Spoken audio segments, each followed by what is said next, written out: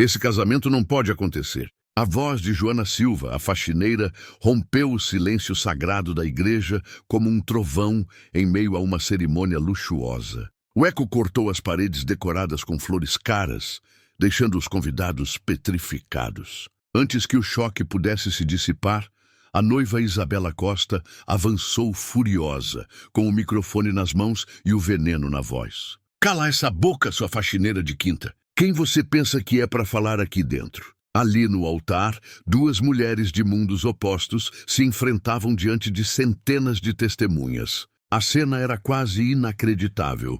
Vestidos de seda, diamantes reluzindo, champanhe esperando para ser servido. E no meio de toda essa ostentação, uma faxineira ousava desafiar a elite. Joana, de uniforme simples, segurava o pano ainda manchado de vinho, mas agora sua postura não era de servidão, era de confronto.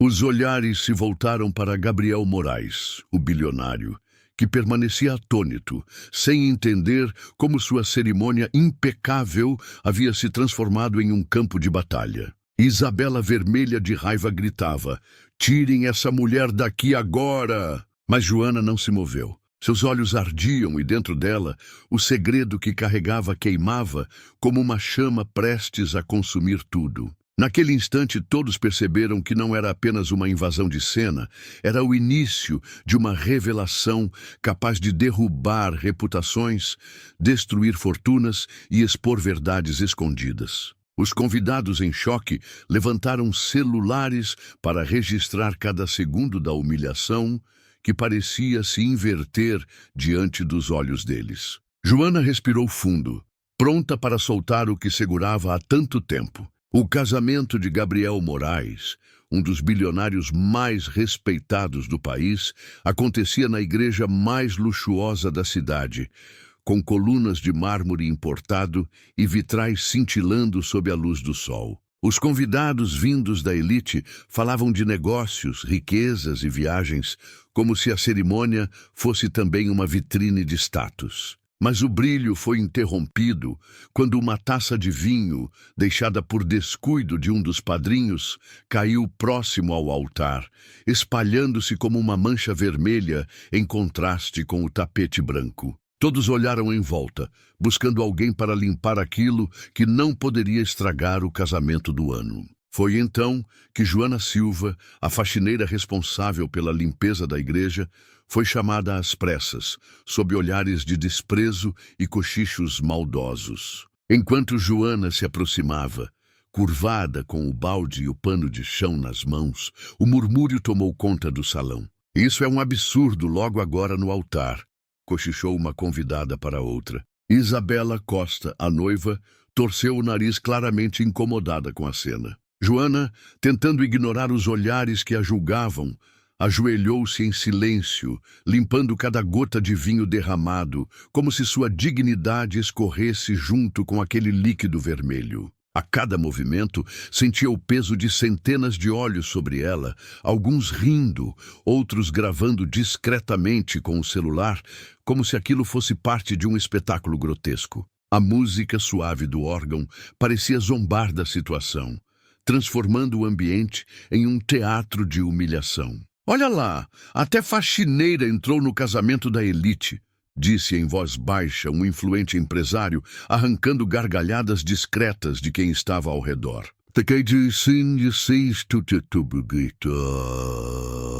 Ao cruzar as grandes portas de madeira da igreja, a luz do sol bateu em seu rosto. Ela não sorriu.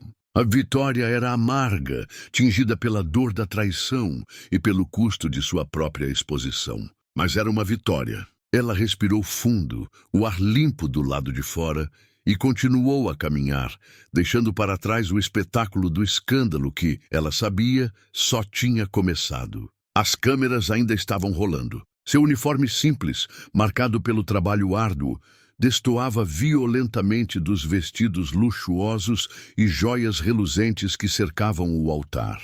Ela não queria estar ali, naquela posição, mas sabia que se não fizesse o trabalho, seria acusada de incompetência. Sua vida era feita de escolhas forçadas e, mais uma vez, estava de joelhos diante dos poderosos. O que ninguém sabia era que aquela cena carregava um peso muito maior do que um simples constrangimento. Joana guardava dentro de si um segredo explosivo, algo que poderia mudar completamente o rumo daquele casamento. A presença dela no altar limpando o chão não era apenas uma coincidência infeliz, mas o prenúncio de uma revelação que transformaria a celebração em escândalo. Enquanto passava o pano com firmeza, os flashes dos celulares capturavam sua imagem como se fosse apenas mais uma peça invisível da engrenagem social, mas dentro dela, algo começava a ferver.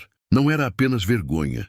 Era uma mistura de indignação e coragem pronta para transbordar. Seus dedos, calejados e manchados pelo vinho, apertaram o pano úmido. Cada risada abafada, cada sussurro de desdém, era um carvão a mais na fornalha de sua memória. Ela levantou os olhos por um instante, um breve e ousado ato de rebeldia. Seu olhar cruzou com o de Gabriel, o noivo. Ele estava pálido, a mão firme no braço de Isabela parecia agora um gesto de apoio para si mesmo, não para ela. Um leve tremor percorreu seu lábio superior. Ele a reconhecera. Não a faxineira, mas a mulher que 2 anos antes, em uma noite de verão abafada, não usava um uniforme, mas um vestido simples que cheirava a jasmim, e que ele jurara ser a coisa mais bela que já vira. A memória do apartamento modesto, dos segredos trocados na penumbra, das promessas sussurradas contra sua pele,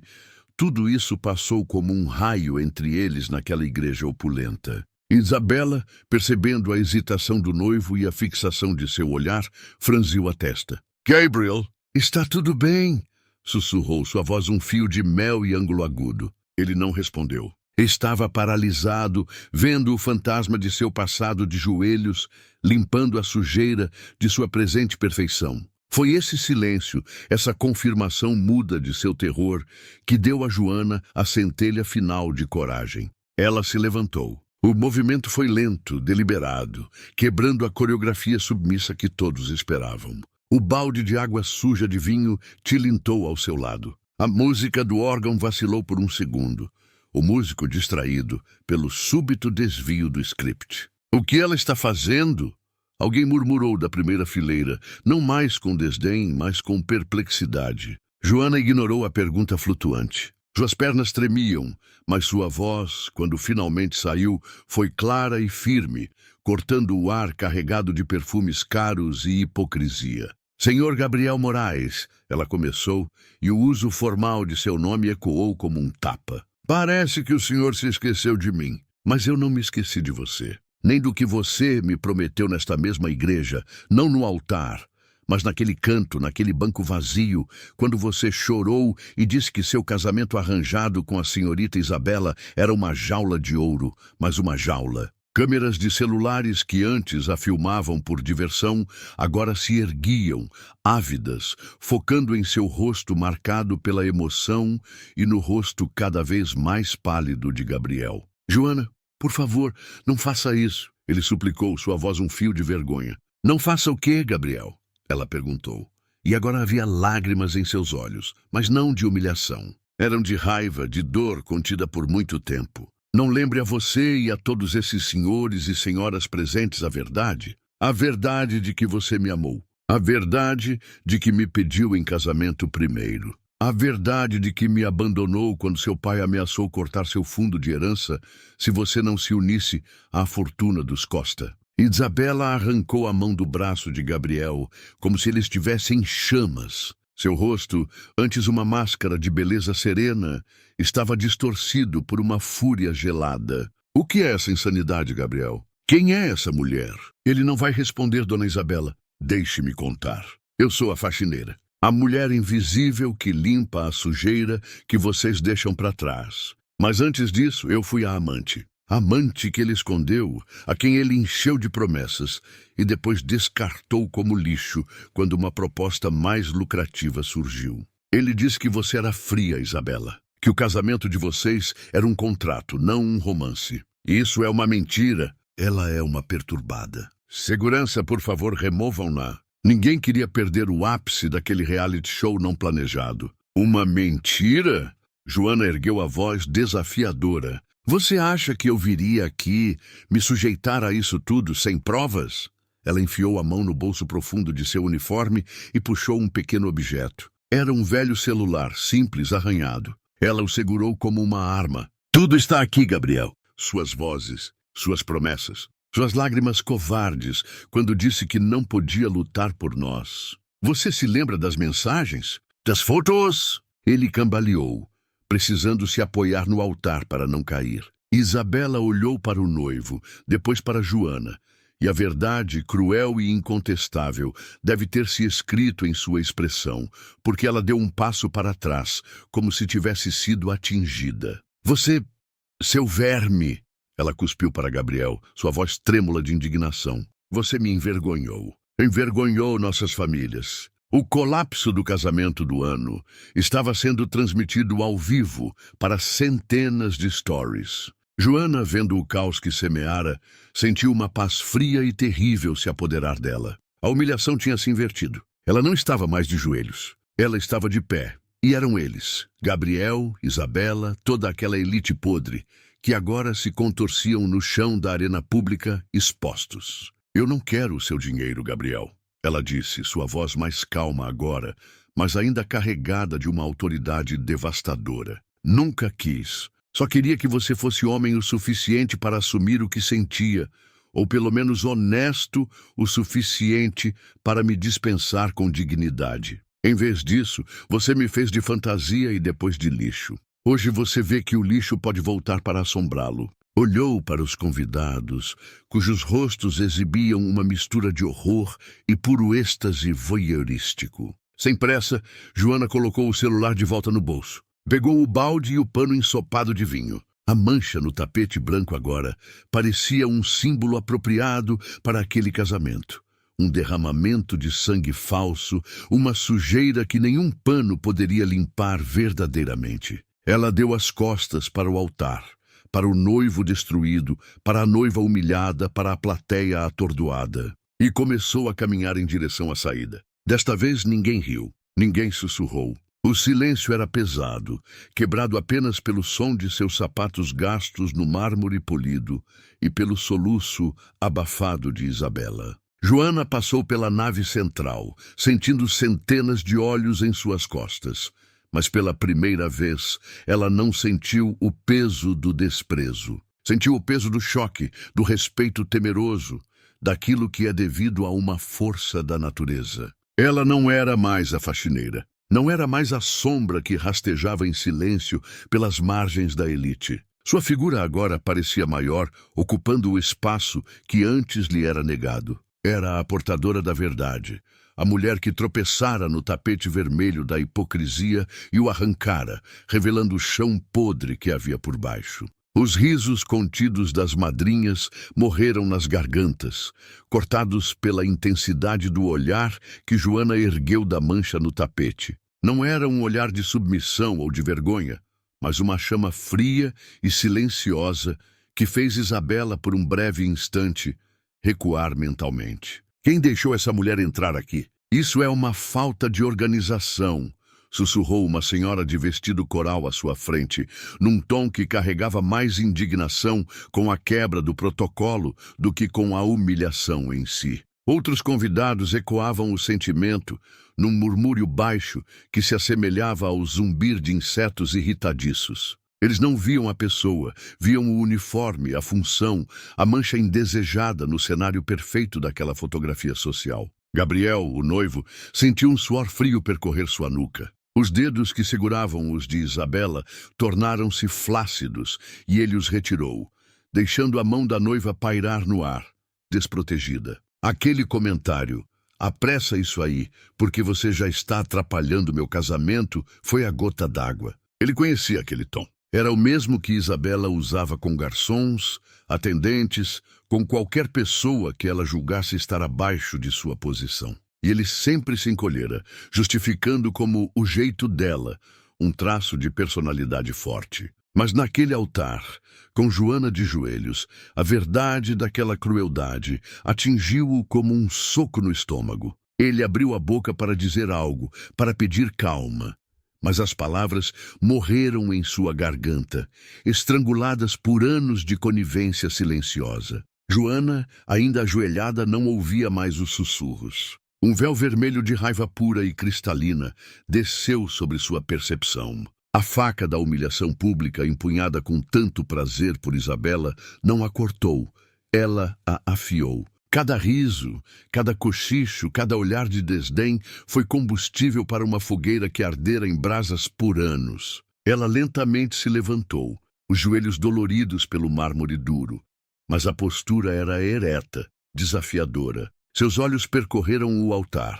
Gabriel, pálido e impotente, Isabela, já recuperando a compostura, um sorriso de vitória pequeno e cruel nos lábios. Foi então que ela se lembrou do peso no bolso do seu uniforme. O celular, um velho smartphone, carregado não de aplicativos de luxo, mas de conversas que doíam como feridas abertas. Sem pressa, como se o tempo tivesse desacelerado apenas para ela, Joana tirou o aparelho. A luz da tela iluminou seu rosto, marcado pela fadiga e pela determinação súbita. "O que você pensa que está fazendo?" perguntou Isabela, sua voz perdendo um pouco da segurança, tingindo-se de incredulidade. "Guarde isso. Você não pode filmar aqui." Seus dedos, familiarizados com cada trinca na capa do aparelho, navegaram até o arquivo de áudio. Aquele arquivo era sua âncora nos meses de dúvida, a prova tangível de que sua sanidade não a traía. Ela tocou play. E a voz de Gabriel encheu o espaço sagrado. Era uma voz íntima, embriagada, cheia de uma arrogância descontraída que só os homens muito ricos possuem quando estão entre iguais. A gravação era um pouco ruidosa, feita em um bar chique, capturando um momento de confidência masculina. A voz de Gabriel dizia: "Casar com a Isabela é um ótimo business. O pai vai me trazer para a sociedade, literalmente. O amor a gente constrói ou então busca por fora." Risos de outros homens ecoavam ao fundo. E então a parte que fez o rosto de Gabriel se desfazer em puro terror. "Joana, aquela da limpeza?" "É, uma distração conveniente. Uma coisa é certa, não é muito para apresentar. É para isso que servem as outras, não é?" O silêncio que se seguiu ao áudio não era mais pesado, era absoluto, voraz, como se a igreja toda tivesse prendido a respiração coletiva. Os olhos de Isabela arregalaram-se, não de raiva primeiro, mas de incompreensão total. Ela virou-se para Gabriel lentamente, como se seus movimentos estivessem presos em melaço. A expressão dele, de pavor e culpa incontestáveis, era a confirmação que ela não precisava ouvir.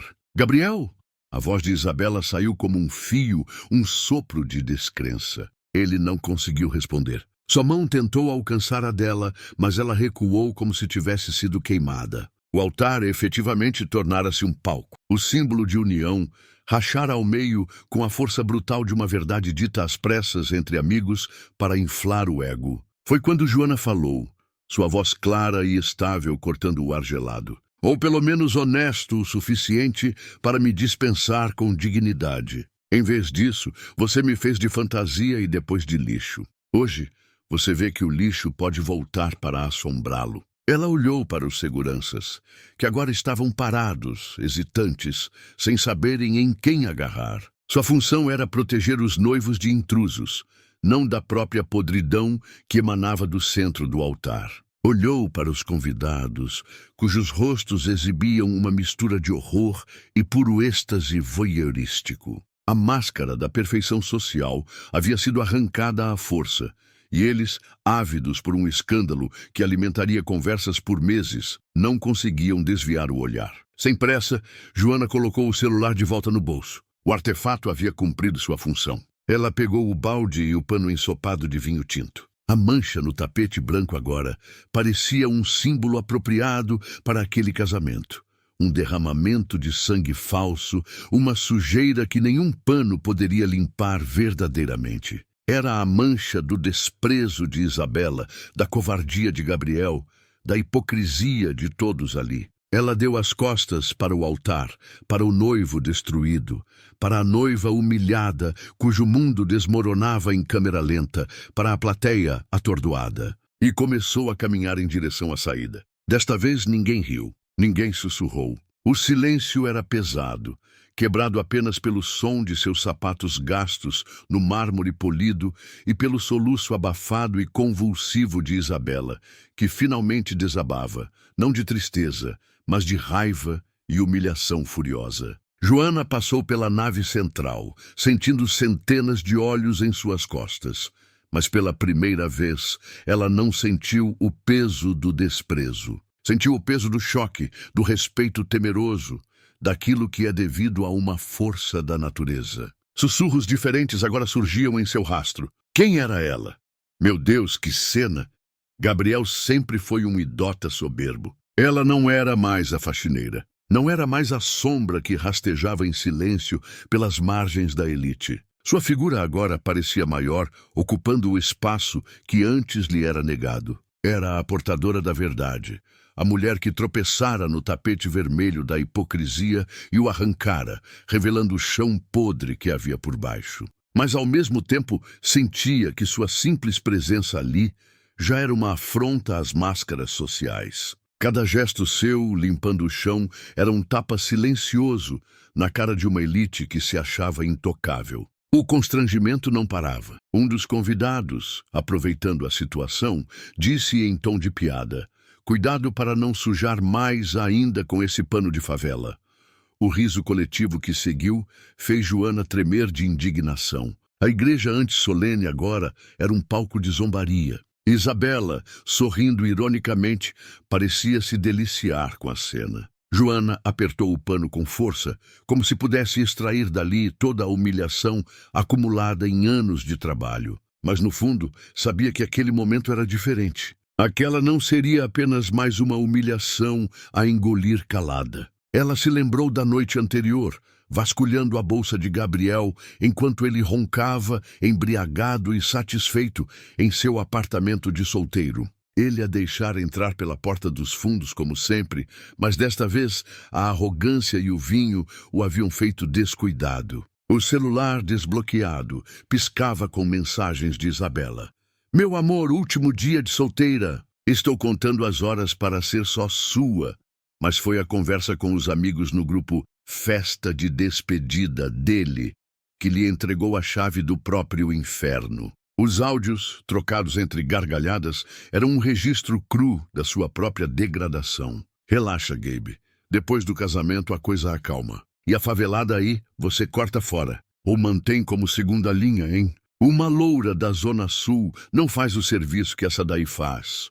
E a voz de Gabriel, desgrenhada e cínica: "Claro, né, brother?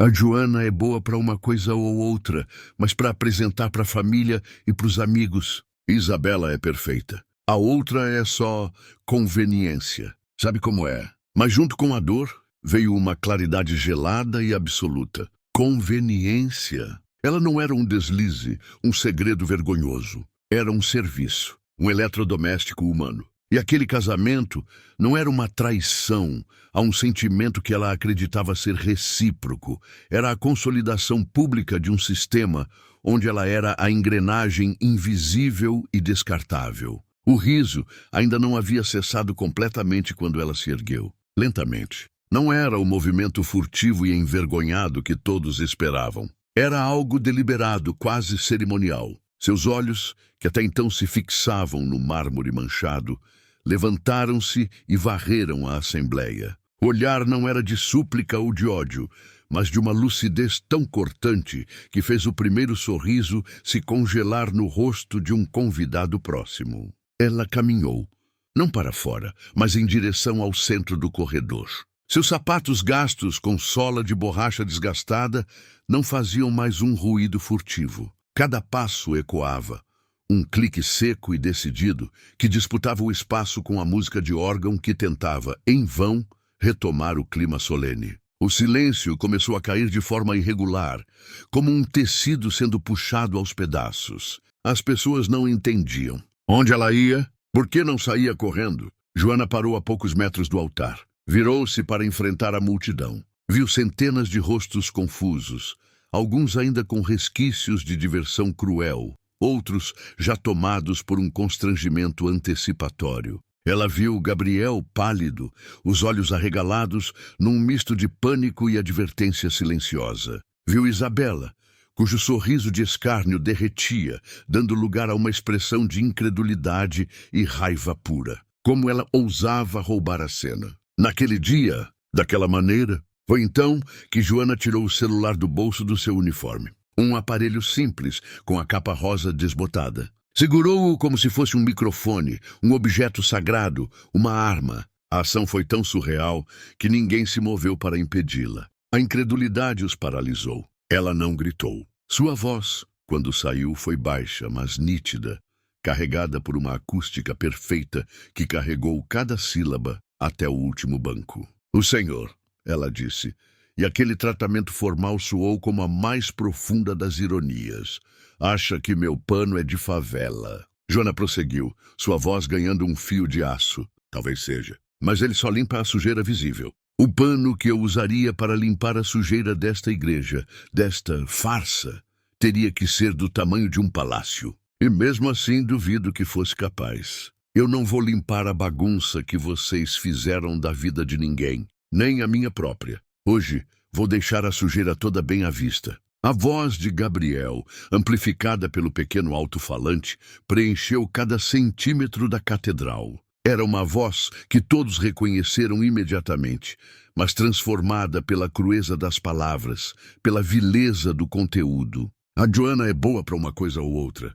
Isabela é perfeita, a outra é só conveniência." Um gaspe coletivo, um som de ar sendo sugado por centenas de pulmões ao mesmo tempo. Cabeças viraram-se para o noivo, cujo rosto se desmanchava em um pavor incontido. Isabela levou as mãos ao rosto, não para esconder lágrimas de tristeza, mas para conter um grito de fúria animal, seus olhos cravados em Gabriel como duas adagas. A mãe do noivo desfaleceu contra o banco. O padre fez o sinal da cruz, seu rosto uma máscara de horror. Joana deixou o áudio rolar. Deixou que cada palavra venenosa, cada risada obscena, contaminasse a santidade daquele lugar. Ela era apenas um canal. A verdade feia e crua agora pertencia a todos. Quando o último, "sabe como é", ecoou e morreu, o silêncio que se seguiu foi de outro mundo. Espesso, absoluto, carregado de vergonha alheia, de choque, de uma comoção quase religiosa. Foi então que ela deu as costas. Para o altar, para o noivo destruído, para a noiva humilhada cujo mundo desmoronava em câmera lenta, para a plateia atordoada, e começou a caminhar em direção à saída. Desta vez ninguém riu, ninguém sussurrou. O silêncio era pesado, quebrado apenas pelo som de seus sapatos gastos no mármore polido e pelo soluço abafado e convulsivo de Isabela, que finalmente desabava, não de tristeza, mas de raiva e humilhação furiosa. Joana passou pela nave central, sentindo centenas de olhos em suas costas. Mas pela primeira vez, ela não sentiu o peso do desprezo. Sentiu o peso do choque, do respeito temeroso, daquilo que é devido a uma força da natureza. Sussurros diferentes agora surgiam em seu rastro. Quem era ela? Meu Deus, que cena! Gabriel sempre foi um idiota soberbo. Ela não era mais a faxineira. Não era mais a sombra que rastejava em silêncio pelas margens da elite. Sua figura agora parecia maior, ocupando o espaço que antes lhe era negado. Era a portadora da verdade, a mulher que tropeçara no tapete vermelho da hipocrisia e o arrancara, revelando o chão podre que havia por baixo. A tensão aumentava e Gabriel começou a notar que a reação de Joana não era a de alguém simplesmente envergonhada. Havia nos olhos dela uma firmeza estranha, como se escondessem uma força maior do que todos podiam imaginar. A cada segundo, Joana parecia menos submissa e mais determinada. "Ela vai fazer alguma coisa, eu sinto", murmurou uma das convidadas, que percebeu a expressão diferente da faxineira. Era como se uma bomba-relógio estivesse prestes a explodir no altar.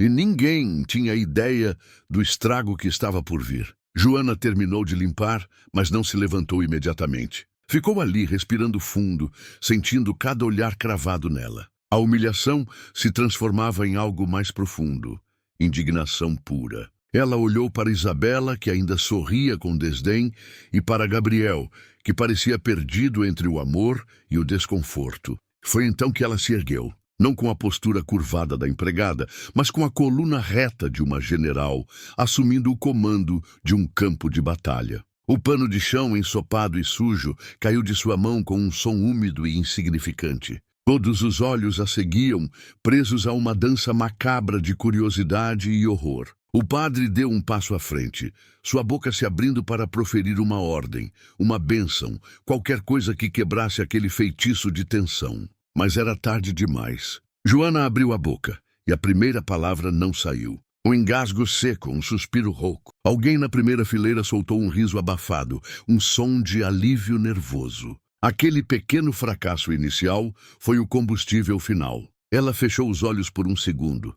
Viu não a igreja, mas o quarto de Gabriel, as promessas sussurradas sobre a pele, o futuro que ele pintou com detalhes tão vívidos e que agora se dissolvia como fumaça. Quando os abriu, a vacilação tinha ido embora. Vocês querem mesmo saber que tipo de homem está se casando hoje? A voz dela ecoou sob a abóbada da igreja, clara e metálica, sem nenhum traço da servilidade de minutos antes. Não era um grito, era uma declaração. Uma pergunta lançada ao recinto como um desafio. Gabriel empalideceu. Joana, não faça isso. Sua voz era um fio, um apelo cheio de pânico. Isabela riu, um som alto e artificial. Ignorem, está claramente perturbada. Alguém atire daqui. Mas o constrangimento no comando denunciava seu pavor. Ela também via a mudança. Via a bomba-relógio nos olhos daquela mulher. Perturbada? Joana repetiu, e agora um sorriso amargo estampou seu rosto. Sim, estive perturbada por acreditar nele. Por acreditar que o amor que ele jurou ter por mim, nas inúmeras noites que passou na minha cama, significava algo. Um coletivo suspiro cortou o ar, seguido por um burburinho instantâneo que varreu os bancos como um tsunami. Câmeras de celulares, que até então discretamente registravam a cena pitoresca da humilhação, foram erguidas às pressas, luzes piscando freneticamente. A cobertura midiática planejada para capturar o conto de fadas agora iria transmitir o pesadelo. É mentira! Gabriel gritou, mas o suor em sua testa e o tom estridente de sua voz o traíam. Sua mãe, sentada na primeira fila, levou a mão ao peito, o rosto desprovido de qualquer cor. Joana prosseguiu implacável, sua voz ganhando volume e confiança com cada palavra, cada verdade arrancada à força daquele lugar sagrado. Ela não olhava mais para Gabriel ou Isabela. Ela se dirigia à plateia, aos juízes daquele teatro social. Perguntem a ele sobre o apartamento na Rua Augusta, número 405. O apartamento que ele alugou para nós. Perguntem sobre as manhãs de domingo, o café na cama, os planos que fazíamos, os planos que incluíam cancelar exatamente isto. Ela gesticulou em direção ao altar, a noiva paralisada. Ele me disse que era um casamento por conveniência. Disse que iria durar menos de um ano. Disse que eu era quem ele realmente amava. Gabriel, o que ela está falando? Apenas balançou a cabeça impotente, encurralado. A expressão dele era a confirmação que todos precisavam. A convidada que murmurara o palpite earlier levou a mão à boca, seus olhos arregalados de êxtase mórbido. O estrago estava feito. Joana sentiu uma onda de poder tão intensa que a deixou tonta. Era aterrador e eufórico. Ela havia puxado o pino da granada e jogado no colo deles. Agora assistia à explosão em câmera lenta. O desmoronar da fachada perfeita de Gabriel, a máscara de superioridade de Isabela se partindo em 1000 pedaços, o choque e a vergonha nas faces da família dele, a fome voraz pelo escândalo nos olhos dos outros. Sem dizer outra palavra, ela começou a andar pelo corredor central. A multidão se abriu para ela, não por respeito, mas por um instinto de afastar-se de algo contaminado, perigoso, radioativo. Os olhares que agora a seguiam não eram mais de pena, mas de choque, incredulidade e, em alguns, de uma admirável repulsa. Ela era a personificação do caos que eles tanto temiam e secretamente desejavam testemunhar. Ao passar pelo altar, seus olhos se encontraram com os de Gabriel por um último instante. Nele não havia mais amor ou remorso. Havia apenas um ódio puro e silencioso. Era o olhar de um homem que teve seu mundo desfeito e que sabia exatamente a quem culpar. Joana não desviou o olhar. Ela sustentou aquele ódio, absorveu-o como um preço e sua misteriosa acompanhante se dissipou. Mas uma nova sombra, mais densa e pessoal, instalara-se dentro dela. As palavras da mulher ecoavam como um sino de bronze num campo vazio. Bem-vinda à guerra, Joana. A fina película de poeira sob as unhas, os pequenos cortes e calos que contavam a história de anos de trabalho duro, tudo isso ainda estava lá. Eram inegavelmente as mãos de uma faxineira. Mas a mulher de óculos escuros tinha razão. Elas também eram as mãos de alguém que havia ateado fogo no palco mais exclusivo da cidade. O tremor que sentia não era mais apenas de medo, mas da energia residual de uma explosão que ela própria causara. Foi nesse instante, mergulhada no silêncio pensativo do carro luxuoso, que Joana entendeu que não podia mais se calar.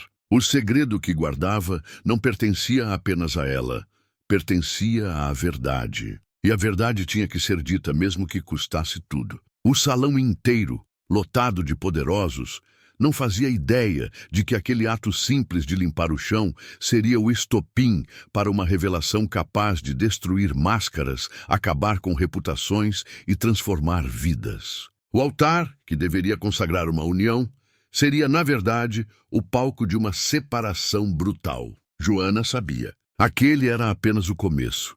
E quando sua boca finalmente se abrisse, ninguém ali sairia o mesmo. Enquanto recolhia os últimos cacos da taça quebrada, Joana Silva sentiu a mente ser puxada para um passado que ainda latejava dentro dela. Não fazia muito tempo, quando trabalhava como diarista em um dos apartamentos mais luxuosos da cidade, ela havia presenciado algo que jamais conseguira esquecer.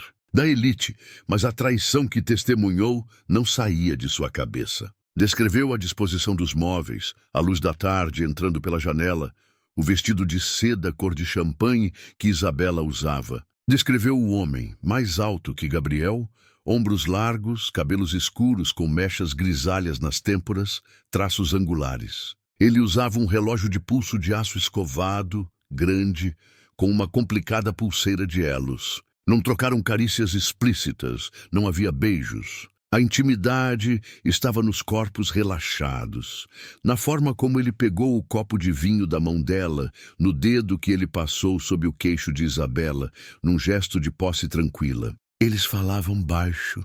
Joana continuou, o suor frio escorrendo pelas suas costas. Mas eu ouvi ele dizer, ele disse, não podemos precipitar nada antes da fusão. E Isabela riu, uma risada seca, e disse, Gabriel está tão ocupado jogando xadrez sozinho que não vê o tabuleiro ao lado. Os três ouvintes trocaram olhares significativos. Fusão, repetiu Alicia, o canto de sua boca curvando-se em um sorriso frio. A holding da família Costa está em negociações há meses para uma fusão com a empresa do pai de Gabriel. Um mega negócio que solidificaria o império de ambas as famílias. Sinal de estabilidade, união, confiança do mercado. Um escândalo de traição, especialmente um que envolva vazamento de informações privilegiadas ou conflito de interesses, não seria apenas uma mácula na reputação deles. Seria um desastre financeiro de proporções épicas. Isso explica a pressa em destruir você, Joana. Não é só sobre uma traição. É sobre bilhões. Eles não vão te processar. Vão te esmagar. O homem que você descreveu, mechas grisalhas, relógio de aço com pulseira de elos específica. Seus dedos voaram sobre a tela. Como Gabriel Valente permanecia imóvel, um farol de elegância confusa em meio ao turbilhão de pessoas. Seus olhos, famosos por capturarem nuances em expressões humanas que escapavam à maioria, agora se perdiam, incapazes de focar. A tensão que ele sentira mais cedo não se dissipara. Pelo contrário, cristalizara-se, ganhando forma e nome.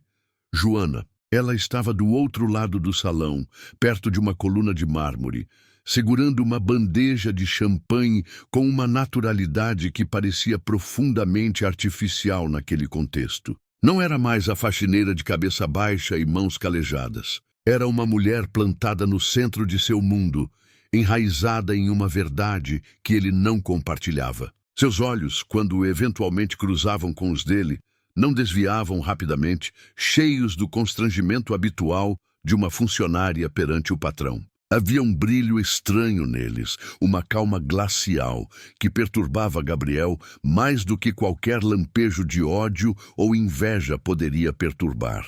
Isabela, sua noiva de pele de porcelana e sorriso calculado, era um espelho quebrado daquela serenidade. Ela flutuava entre os convidados, o véu de renda branca dançando levemente a cada movimento, mas sua graça era mecânica. Cada toque em seu braço, cada cumprimento, era recebido com um estremecimento quase imperceptível. Seus olhos, tão verdes e normalmente tão dominantes, lançavam olhares curtos e afiados, como punhais na direção de Joana. Eram olhares de puro pavor, disfarçados à pressa, com uma camada de arrogância líquida e frágil. Era como se ela temesse que a qualquer momento um castelo de cartas, cuidadosamente empilhado ao longo de meses, desmoronasse sobre sua cabeça, cortando-a não com o peso, mas com o fio afiado de cada segredo revelado. Num momento de rara proximidade, quando Isabela passou por ele para cumprimentar um juiz,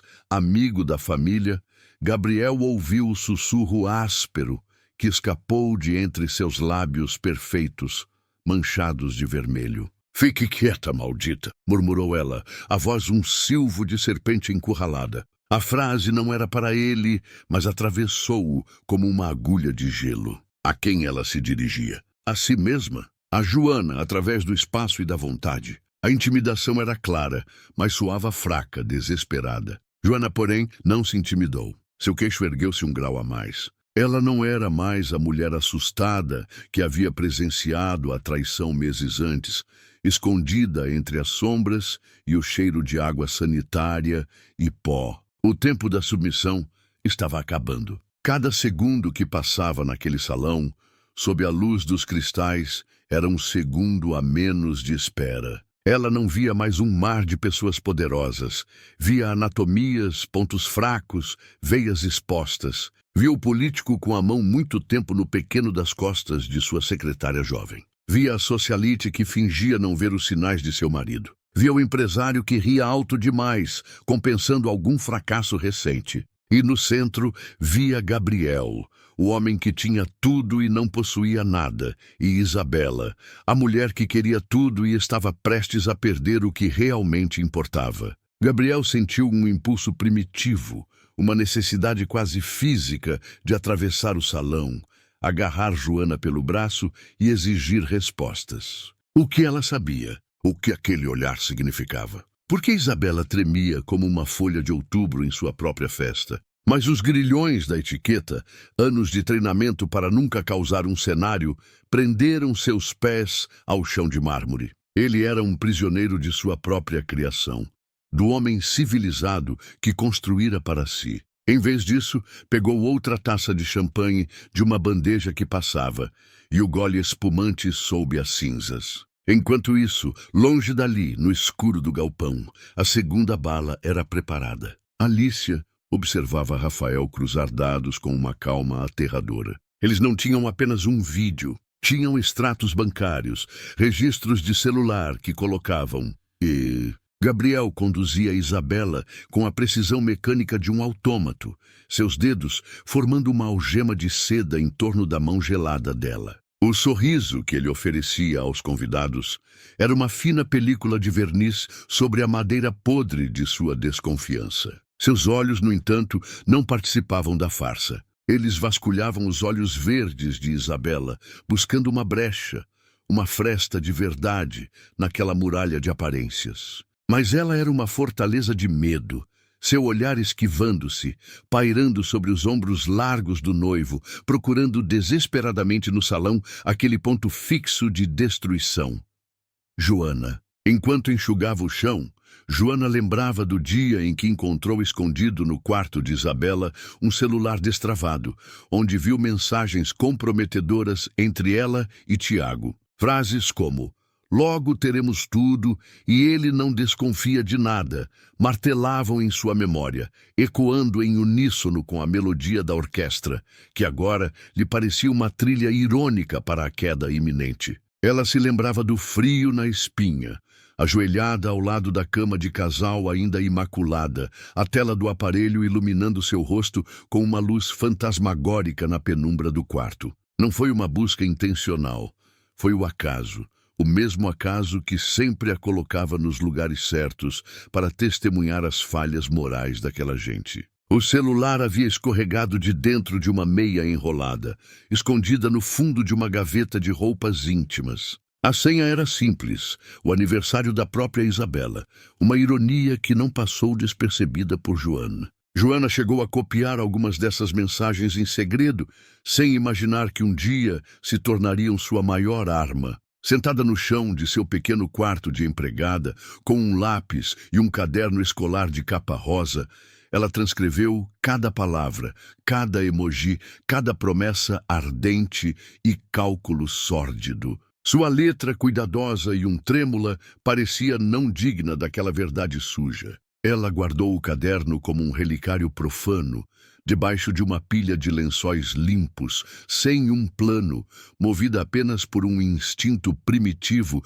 de preservar uma prova de que não estava louca, de que a perfídia que ela sentia no ar era tangível. A vida tinha colocado aquilo em suas mãos, e ela agora percebia que não era por acaso. Era uma culminação. Toda a humilhação silenciosa, every olhar de desdém, every ordem dada com a frieza de quem se dirige a um móvel, tinha sido um degrau que a levara até ali, aquele salão, com aquela verdade explosiva pulsando em sua mente. A tensão se espalhava pelo ambiente como uma nuvem pesada, invisível para a maioria, mas palpável para os envolvidos no drama silencioso. Os convidados, sem saber de nada, continuavam a rir e a brindar, alguns ainda gracejando sobre a cena constrangedora da faxineira ajoelhada, sem imaginar que estavam a poucos instantes de testemunhar um escândalo histórico. Viam apenas a fachada, o casal perfeito, a riqueza exuberante,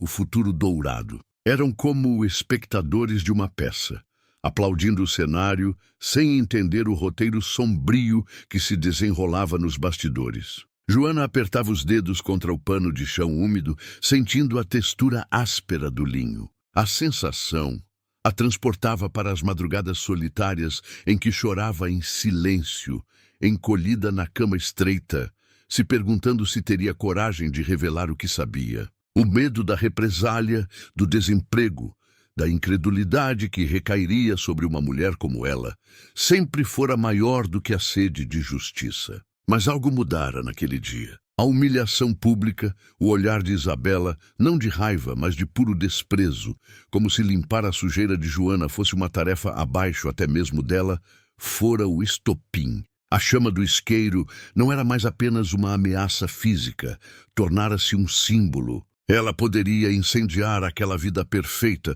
e expor a podridão que havia por baixo. Seus olhos se fixaram em Gabriel. Ele girava com Isabela, mas seu corpo estava rígido, distante. Joana viu a dúvida corroendo sua expressão, a mesma dúvida que ela carregara por semanas. Uma estranha pontada de empatia, quase apagada pelo ódio, tocou-a. Ele também era um peão naquele jogo, talvez a maior vítima daquela teia de mentiras. Por um instante hesitou. Seria justo destruir um homem que talvez apenas amasse a pessoa errada? A valsa entrava em seu movimento final. Os músicos investiam em um crescendo, e os corpos do casal se moviam com uma fluência ensaiada que era a antítese completa de seu estado emocional. Foi então que Isabela, em um giro mais brusco, deixou escapar um pequeno suspiro de pânico. Seus olhos finalmente encontraram os de Joana. E não havia mais desprezo, apenas um terror raw,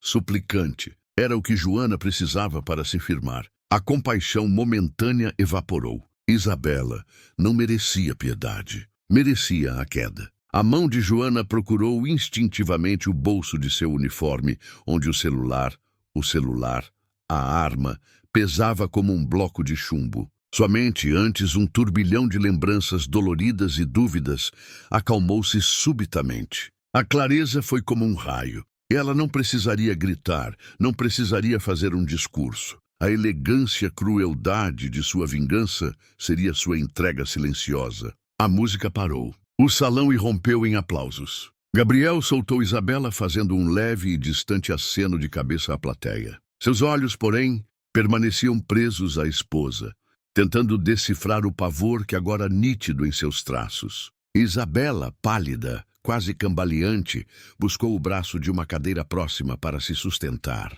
Foi o momento. Enquanto todos se levantavam em meio ao burburinho e aos aplausos que ainda ecoavam, Joana se moveu. Não em direção ao casal, mas em direção a Gabriel. Ela se interpôs em seu caminho de volta à mesa, baixou a cabeça em uma reverência falsa e, com a destreza de quem manuseia objetos alheios a uma vida, deslizou o celular para dentro do bolso interno do smoking impecável do noivo. "O senhor deixou cair, senhor Gabriel", murmurou ela, com uma voz tão baixa que quase se perdeu no ruído ambiente, mas audível o suficiente para ele ouvir. Ela então se afastou, recolhendo sua bandeja abandonada, retornando à sua invisibilidade habitual. Gabriel, confuso, enfiou a mão no bolso e retirou o objeto. Seus dedos reconheceram a capa personalizada, um presente que ele mesmo dera a Isabela meses atrás. O mundo ao seu redor pareceu desacelerar. O barulho dos aplausos transformou-se em um zumbido abafado. Seus olhos percorreram o salão até encontrar os de Isabela, que o observava, paralisada, com a mão cobrindo a boca, seu rosto uma máscara de horror absoluto. Ele olhou para o celular em sua mão. A tela se iluminou com uma notificação de uma nova mensagem. O nome do remetente era T. A serpente do medo que Joana domesticara agora era entregue em suas mãos. O destino daquela gente toda, como ela previra, não estava mais em suas mãos simples de faxineira. Estava nas mãos do homem que tinha mais a perder. E o céu azul e indestrutível daquela noite estava prestes a desabar. A voz de Joana ecoou como uma tempestade que se aproximava. Gabriel, surpreso, deu um passo à frente. "Do que você está falando?" perguntou, olhando fixamente para Joana. A noiva desesperada tentou rir. Ela está inventando. É só uma faxineira tentando aparecer. Mas a voz dela saiu trêmula. Joana percebeu a rachadura na máscara de Isabela e soube que era a oportunidade perfeita. O estopim da raiva havia sido acionado e nada poderia deter a explosão que viria em seguida. O público olhava para Joana com um misto de desprezo e surpresa, mas ninguém se moveu para ajudá-la. Era a primeira vez que alguém daquela classe ousava desafiar a elite em público. A força que ela sentia vinha da certeza de que estava prestes a libertar a verdade. Ela respirou fundo, sentindo o cheiro do ar condicionado, misturado ao perfume caro das mulheres e ao aroma do champanhe. Todos aqueles olhos cravados nela não a intimidavam mais. Eram combustível. Uma faxineira, sim, Isabela. A mesma que limpou o seu apartamento na Rua das Acácias, número 405, todo último domingo de cada mês. O mesmo apartação que você mantinha longe dos olhos do noivo e da sua respeitável família. Gabriel franziu a testa, confuso. "O apartamento das Acácias? Isabela, o que ela está dizendo?" "Está mentindo!" Isabela gritou, mas o pânico em seus olhos era evidente. Suas damas de honra trocaram olhares nervosos. "Louca!"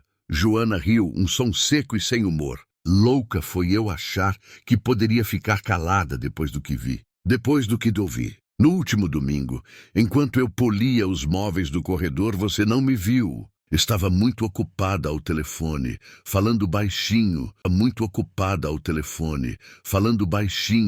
achando que estava sozinha. Falando com ele, sua expressão era de pena, mas sua voz era de aço. Ela não estava falando com nenhuma amiga, Gabriel. Estava falando com um homem que verdadeiramente a mantém. O Senhor Mas os seguranças hesitaram. Ninguém se moveu. O clima estava pesado demais e todos queriam ver até onde aquilo iria. Joana percebeu que tinha a atenção completa de todos. Era como se o mundo inteiro tivesse parado para ouvi-la. Seus olhos se encheram de lágrimas, mas sua boca se encheu de coragem. Ela não seria silenciada mais uma vez. O momento da verdade havia chegado e não havia retorno. As mãos de Joana tremiam, mas seu olhar estava firme. Vocês querem saber quem é a verdadeira Isabela? Disse, encarando cada convidado como se estivesse olhando diretamente dentro de suas almas. O impacto foi imediato. Gabriel, perplexo, olhava ora para Joana, ora para Isabela. A noiva, por sua vez, parecia perder o chão. O riso falso desapareceu e o pânico tomou conta de seu rosto. Foi então que Joana se voltou para Gabriel. Seu olhar suplicando não por piedade, mas por justiça. Ela não é quem diz ser, Gabriel. Tudo, desde o nome até o sorriso perfeito, é uma farsa meticulosamente construída. Eu posso provar. A tela estava quebrada, mas ela o segurou como se fosse a coisa mais preciosa do mundo. Isabela, ou melhor, a mulher que todos conheciam por aquele nome, reconheceu o aparelho. Seus olhos se arregalaram em puro terror.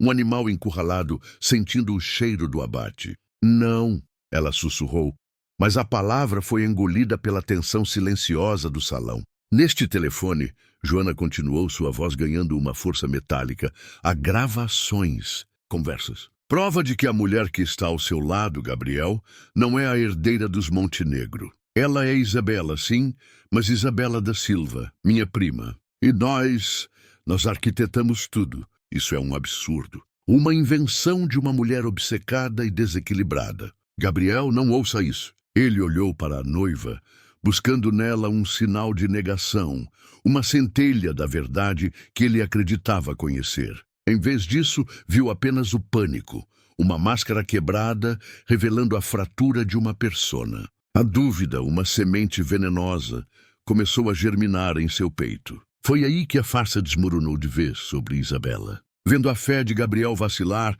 um acesso de fúria cega tomou conta dela. Não, dá isso para mim. É minha vida, ela gritou, lançando-se sobre Joana com uma força inesperada, as garras finas e manicuradas, tentando arranhar o rosto e agarrar o telefone. Os seguranças, agora sem hesitação, a contiveram, segurando-a pelos braços enquanto ela se debatia e gritava. O espetáculo estava completo. As câmeras dos celulares que haviam baixado agora subiam aos centenas, capturando cada segundo da queda da deusa. Gabriel ignorou a cena, seus olhos fixos no telefone que Joana estendia para ele. Sua mão tremia levemente ao pegá-lo. Ele colocou os fones de ouvido que ela ofereceu e pressionou o play. O silêncio ao seu redor se tornou absoluto, um vácuo, onde apenas as vozes do passado ecoavam. Ele ouviu. Ouviu a própria voz de Isabela, mais áspera, menos polida,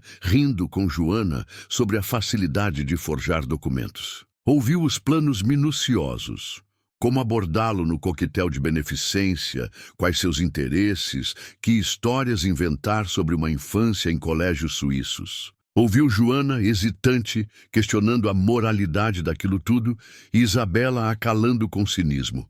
O amor é uma construção, prima. Nós só estamos fornecendo os melhores materiais.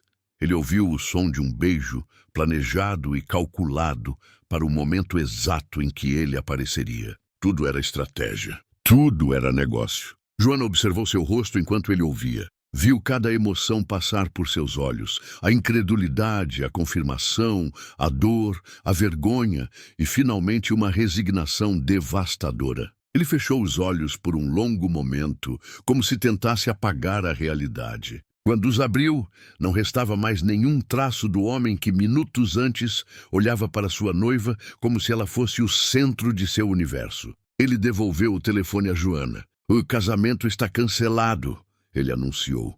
Sua voz projetando-se por todo o salão, clara e firme, sem deixar margem para discussão. Peço a todos que se retirem. As luzes cruas do salão, que antes celebravam, agora iluminavam a desgraceira alheia com uma frieza clínica. Os seguranças, seguindo um novo e claro comando, soltaram os braços de Isabela. Ela caiu de joelhos no palco, o véu desalojado, o puro encanto substituído por um ricto de desespero. Gabriel, por favor, deixe eu explicar. Eu te amo. Foi tudo ideia dela, ela gritou, apontando para Joana, mas sua voz era apenas mais um ruído no caos. Gabriel então olhou para Joana pela última vez. Não havia gratidão em seu olhar, apenas uma exaustão infinita e uma pergunta não verbalizada. Por quê? Joana ficou parada sozinha no centro do palco, a tempestade que ela invocara agora passando. O estopim havia queimado até o fim. A verdade estava libertada, e pela primeira vez ela se perguntou, olhando para a porta pela qual Gabriel havia saído, se a liberdade tinha sempre um gosto tão amargo. Aos seus pés, Isabela soluçava, um ruído rouco e feio. O que você fez? Você me destruiu. Ela chorou, agarrando-se à barra do vestido de Joana. Joana olhou para baixo, para a prima que fora sua cúmplice e depois sua inimiga. Não sentiu triunfo. Sentiu um vazio imenso, um cansaço que ia até os ossos. Ela se libertou do aperto fraco e deu um passo para trás, seu olhar varrendo o salão, agora quase vazio, repleto apenas dos restos do banquete não servido e das flores murchando sob o calor das lâmpadas. Os últimos jornalistas eram usados para fora pelos seguranças, mas não sem antes capturarem a imagem final. As duas mulheres no palco, uma derrotada no chão, a outra de pé.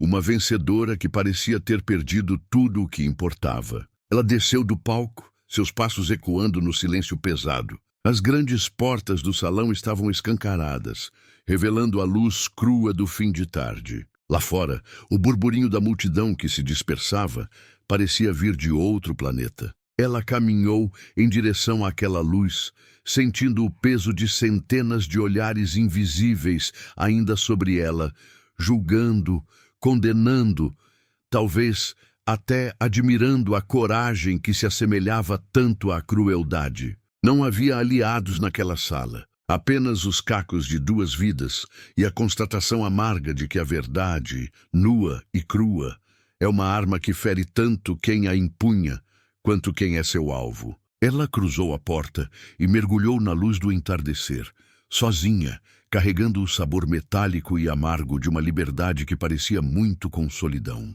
O poder havia mudado de mãos, de forma quase palpável, um peso que agora repousava sobre seus ombros, não como um manto de autoridade, mas como uma armadura pesada e fria. Isabela, nervosa, olhava para os lados em busca de apoio, um animal encurralado procurando uma fresta de escape, mas ninguém ousava defendê-la. Os olhares que antes a adulavam agora se desviavam, fixando-se em copos vazios, no padrão do carpete ou na expressão impassível de Joana. O estopim havia explodido e a chama da revelação já queimava no coração da faxineira, consumindo anos de humilhação silenciosa e transformando-a em algo puro e terrível. A verdade. Naquele momento, Joana sentiu como se tivesse quebrado correntes invisíveis que a aprisionaram por toda a vida. Um estalo silencioso ecoou dentro de seu peito, a libertação final de uma gaiola que ela mesma ajudara a construir com sua aquiescência e medo. Pela primeira vez, não se via como vítima, mas como protagonista. Era uma sensação vertiginosa, como estar no topo de um precipício, e o vento que batia em seu rosto não era de medo, mas de uma clareza aterradora. O silêncio que voltou a tomar o salão era a prova de que todos estavam prontos para ouvir a verdade. Era um silêncio espesso, carregado de tensão e voyeurismo, a respiração contida de uma plateia à espera do clímax de uma tragédia grega. Ela respirou fundo, enxugou as lágrimas com as costas da mão, um gesto simples, mas que naquele palco pareceu um ritual de purificação, e ergueu a cabeça. Seus olhos, ainda vermelhos, não procuravam mais Isabela. Eles varreram o público, encontrando rostos conhecidos. A senhora que sempre reclamava da poeira no parapeito da janela, o homem que nunca a via, mas cuja xícara de café ela servia todas as manhãs. Agora eles a viam. O estopim da raiva havia dado lugar à força da coragem. E agora, nada poderia calar a voz da verdade que estava prestes a ecoar naquele altar. Há 15 anos, a voz de Joana ecoou, clara e estável, surpreendendo-a a ela mesma. Não foi um acidente que tirou a vida de minha tia, a senhora Beatriz Montenegro. E a Isabela que está aqui, prestes a jurar amor eterno, sabe disso tão bem quanto eu. Isabela ficou pálida, suas mãos tremendo violentamente ao seu lado. Ela não escorregou na piscina após uma festa, Joana continuou, seu olhar fixo em um ponto distante, como se visse a cena se desenrolar novamente diante de si. Houve uma discussão feia. Sobre dinheiro, sobre herança, sobre o testamento que a minha mãe, irmã dela, havia deixado, e que seu marido, o senhor Alfredo Montenegro, insistia em contestar. A memória daquela noite, há tanto tempo suprimida, voltou com uma força avassaladora. O cheiro de jasmim, o som da água da fonte, as vozes altas e embebidas em álcool e rancor. Isabela estava lá. Ela ouviu tudo. Ela viu seu pai, Alfredo, empurrar minha tia. Viu ela bater a cabeça na borda de mármore da piscina e cair na água. E ele não fez nada. Ficou parado assistindo. E ela... Joana finalmente voltou seu olhar para a prima, que parecia ter parado de respirar. Ela correu para o pai. E juntos, eles decidiram fugir. Deixaram minha tia afundar. Inventaram a história do acidente. E eu vi tudo escondido atrás das cortinas da varanda. Eu tinha 12 anos. Câmeras piscaram freneticamente, capturando a agonia em cada traço do rosto de Isabela. Alfredo Montenegro, até então uma figura imponente à frente da primeira fileira, levantou-se, seu rosto uma máscara de fúria e pânico. É mentira, Isabela gritou, sua voz um guincho de desespero. Ela está inventando, está com inveja. Ela sempre teve inveja de mim. A convicção da faxineira era absoluta, emanando de cada poro de seu corpo. Inveja, Joana repetiu, e pela primeira vez um sorriso amargo e triste tocou seus lábios. A única coisa que eu invejei foi sua capacidade de dormir à noite, Isabela. Eu carreguei esse segredo comigo por 15 anos. Calei-me por medo, por lealdade a uma família que nunca me considerou nada além de uma serva. Calei-me porque me prometeram que me cuidariam, que me educariam, que me tornariam presentável se eu ficasse quieta. E você usou isso contra mim todos os dias. Cada humilhação, cada ordem rude, cada lembrete de meu lugar. O seu silêncio foi comprado com conforto. O meu com ameaças e migalhas. Eles não apenas mataram Beatriz Montenegro. Eles mataram a verdade. E construíram um império sobre essa mentira. Cada tijolo nesta casa, cada obra de arte, cada vestido caro. Seu olhar caiu sobre o vestido de noiva imaculado de Isabela. Foi pago com o sangue da minha tia e o silêncio de uma menina assustada. Ele havia permanecido estático, como uma estátua de horror, ao lado de Isabela. Seu rosto, antes um quadro de amor e devoção, era agora um emaranhado de confusão, descrença e uma dor profunda. Ele olhou para Isabela, sua noiva, procurando nela qualquer sinal de que aquilo era uma terrível farsa. Ele viu apenas o pavor da culpa. Isa! Sua voz foi um sussurro rouco, quase inaudível. Isso é verdade? Ela apenas chorou.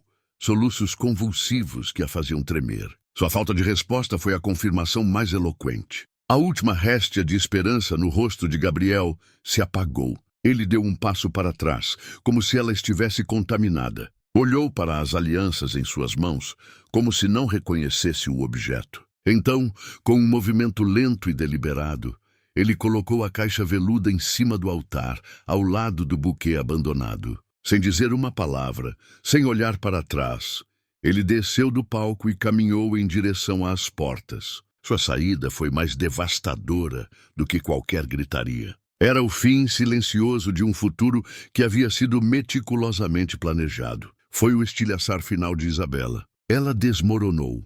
Não mais a noiva elegante, mas uma mulher derrotada no chão, agarrando-se à barra do vestido de Joana como um náufrago a um pedaço de madeira. O que você fez?